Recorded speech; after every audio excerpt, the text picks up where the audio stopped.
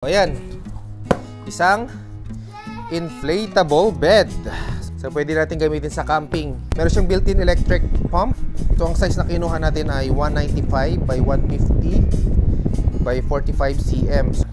Let's see. So, dahan-dahan ang pagbukas kasi baka mahiwa natin mismo yung higaan. Ito yung pillow. Yung para sa pump. Pang takip. Kung nabutasan ka, meron din siya kasamang glue. Yung charger, Type-C. So, kakamping talaga makakatipid ka eh. Pero yung mga gamit, mahal eh. Mabigat pala talaga. Ang kilo kaya ito? 3, 4. Let's roll! Okay, okay.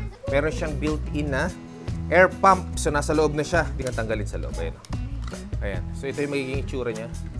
Merong pang-inflate, stop, off, at saka pang-deflate. Ito na yung butas niya sa loob, yung labasan ng hangin. Meron ding butas dito sa loob yun eh. So, doon mo siya shoot.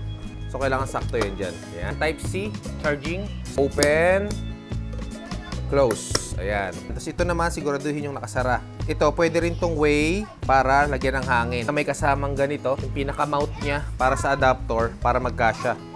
Ayan, dito. Una, pindutin natin yung inflate para maglagay ng hangin. Ayan, sarado lang natin.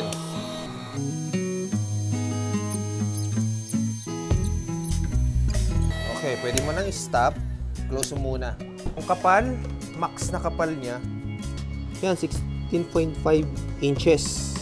Hanggang 3. Kaya siya hanggang 3 tao pero side tagiliran kayo.